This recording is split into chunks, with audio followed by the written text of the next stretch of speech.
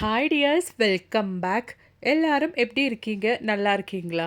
நல்ல சாஃப்டான நல்ல பஞ்சாட்டம் இட்லி செய்யறதுக்கும் அது மாதிரி நல்ல கிறிஸ்பியான தோசை செய்யறதுக்கும் இதுக்கு மேலே உளுந்தே வேணும்ன்ட்டு அவசியம் இல்லைங்க. நல்லா இந்த மாதிரி வெந்தயம் கூட இருந்தால் போதும். நல்ல சாஃப்டான இட்லியும் அது மாதிரி நல்ல கிறிஸ்பியான தோசையும் நம்ம செஞ்சு எடுத்துடலாம். அப்போ வீடியோ எல்லாருமே ஃபுல்லாக ஸ்கிப் பண்ணாமல் பாருங்கள். வீடியோ பிடிச்சிருந்தா மறக்காமல் உங்கள் ஃப்ரெண்ட்ஸ் அண்ட் ஃபேமிலி கூட ஷேர் பண்ணி சப்போர்ட் பண்ணுங்கள் ஃப்ரெண்ட்ஸ். அப்போ நமக்கு டைம் வேஸ்ட் பண்ணாமல் நேராக வீடியோக்குள்ளே போயிடலாம்.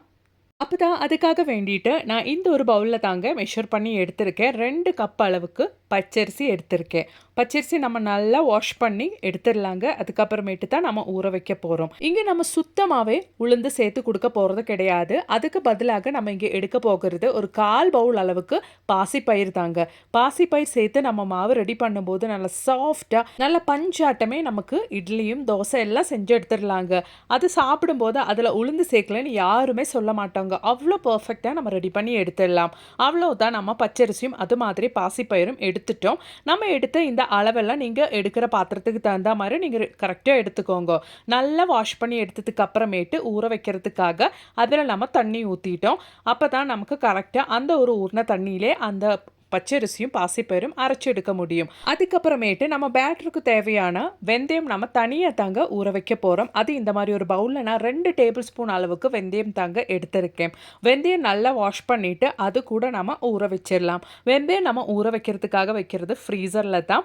அதாவது நல்லா ஐஸ் கட்டியாட்டம் நம்ம எடுத்துட்டு தான் வெந்தயம் நல்ல மையாட்டம் அரைச்சி எடுக்கணும். அதுக்காக வேண்டிட்டு வெந்தயம் நல்லா வாஷ் பண்ணிவிட்டு நம்ம நேராக ஃப்ரீசருக்குள்ளே வச்சு கொடுத்துடலாம். அப்போ தான் நம்ம அரைச்சி எடுக்கும்போது நல்லா கரெக்ட் கன்சிஸ்டன்சியில் நமக்கு அது அரைச்சி எடுக்க முடியும். ஒரு 4 ஹவர்ஸ் டைமுக்கு நம்ம இது ஊறவதுக்காக வச்சிடலாங்க. பாருங்கள், 4 ஹவர் டைம் முடிஞ்சிருச்சு.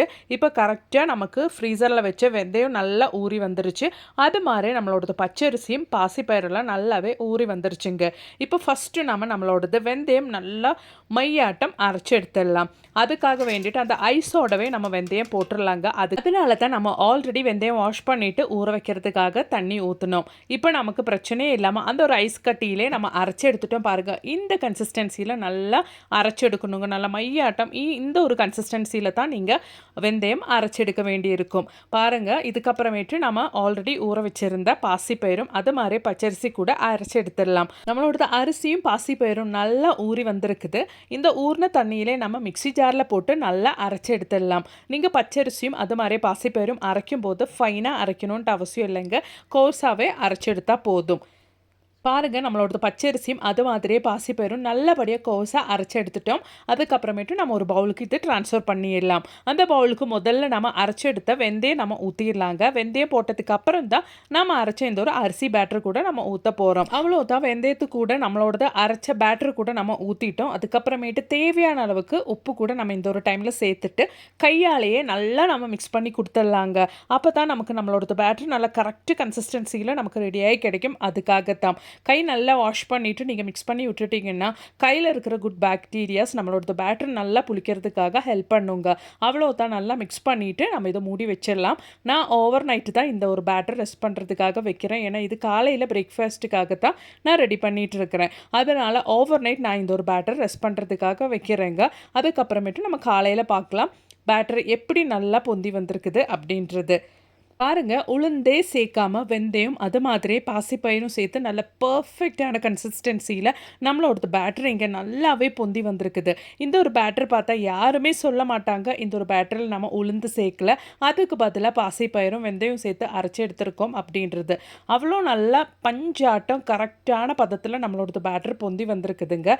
பாருங்கள், உங்களுக்கு பார்த்தாலே தெரியும் நல்லா ஃப்ளஃபியாக வந்திருக்குது மாவு. இதுக்கப்புறமேட்டு நல்லா மிக்ஸ் பண்ணிவிட்டு ஒரு 10 நிமிஷம் டைமுக்கு நமக்கு மாற்றி வச்சதுக்கப்புறமேட்டு நமக்கு இட்லி தோசை எல்லாம் நம்ம அழகாக செஞ்சு எடுத்துடலாங்க. அவ்வளோதான், ஒரு 10 நிமிஷம் டைமுக்கு நம்மளோட பேட்டரி நம்ம ரெஸ்ட் பண்ணுறதுக்காக வச்சிடலாங்க. எப்போவுமே நம்ம இந்த மாதிரி பேட்டரிலாம் ரெடி பண்ணி ஓப்பன் பண்ணி எடுத்துட்டோன்னா அப்போவே நம்ம எடுத்து நம்ம அதை யூஸ் பண்ணக்கூடாதுங்க. ஒரு 10 நிமிஷம் ரெஸ்ட் பண்ணிவிட்டு நம்ம எடுத்து பயன்படுத்திட்டோன்னா அவ்வளோ நல்லாயிருக்கும். இப்போ ஃபஸ்ட்டு நான் இட்லி தாங்க ஊற்ற போகிறேன். உங்களுக்கு இட்லி ஊற்றி காமிக்கிறேன். அதுக்காக வேண்டிட்டு என்னோடய இட்லி தட்டில் நான் மாவு ஊற்றிட்டேங்க. அதுக்கப்புறமேட்டு நான் உங்களுக்கு ஸ்டீம் பண்ணி காமிக்கிறேன். பாருங்கள், இட்லி நல்லா ஸ்டீம் பண்ணி எடுத்துகிட்டு அந்த சூடாகவே நான் இட்லி தட்டில் இருந்து உங்களுக்கு இட்லி எடுத்து காமிக்கிறேன். நல்லா ஸ்பாஞ்சாக பஞ்சாட்டம் நமக்கு இட்லி ரெடி ஆயிருச்சுங்க. இந்த ஒரு இட்லியில் நம்ம உளுந்து சேர்க்கலன்னு யாருமே சொல்ல மாட்டாங்க. நல்ல பெர்ஃபெக்ட்டா அது மாதிரியே பார்க்கறதுக்கு அவ்வளோ நல்ல ஒயிட் கலர்லேயே நமக்கு நம்மளோடது இட்லி ரெடி ஆயிருச்சுங்க. பாசிப்பயிரும் வெந்தயம் சேர்த்து நம்ம ரெடி பண்ண இந்த ஒரு இட்லி உடம்புக்கும் அவ்வளோ நல்லதுங்க. ரொம்பவே ஹெல்த்தியான ஒரு ரெசிபி.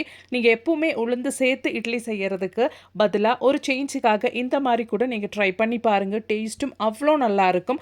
கண்டிப்பாக ட்ரை பண்ணுங்கள். பிடிச்சிருந்தா மறக்காமல் உங்கள் ஃப்ரெண்ட்ஸ் அண்ட் ஃபேமிலி கூட ஷேர் பண்ணி சப்போர்ட் பண்ணுங்கள் ஃப்ரெண்ட்ஸ். அது மாதிரி சேம் பேட்டர்லேயே நான் தோசை கூட உங்களுக்கு இந்த ஒரு பேட்டர்லேயே நம்ம இட்லி அது மாதிரி நல்ல கிறிஸ்பியான தோசையெல்லாம் செய்யலாங்க. எப்பவுமே உளுந்து சேர்த்து நம்ம செய்யறத விட இந்த மாதிரி ரொம்ப ஹீட்டான மாதிரி வெந்தயம் கரெக்டான லெவலில் அந்த ஒரு ஹீட் மெயின்டைன் பண்ணுறதுக்கும் அது மாதிரி ரொம்ப டேஸ்டியாக சாப்பிட்றதுக்கும் குழந்தைங்களுக்கு வெரைட்டியாக செஞ்சு கொடுக்கறதுக்கெல்லாம் கண்டிப்பாக நீங்களும் வீட்டில் இன்றைக்கி இந்த மாதிரி ஒன்று ட்ரை பண்ணி பாருங்கள் ஃப்ரெண்ட்ஸ். பிடிச்சிருந்தா மறக்காமல் உங்கள் ஃப்ரெண்ட்ஸ் அண்ட் ஃபேமிலி கூட ஷேர் பண்ணி சப்போர்ட் பண்ணுங்கள் ஃப்ரெண்ட்ஸ். அது மட்டுமே இல்லாமல் நிறைய வீடியோஸ் என் சேனலில் நான் ஆட் பண்ணியிருக்கேன். அது கூட கொஞ்சம் செக் பண்ணி பாருங்கள். தேங்க்ஸ் ஃபார் வாட்சிங்.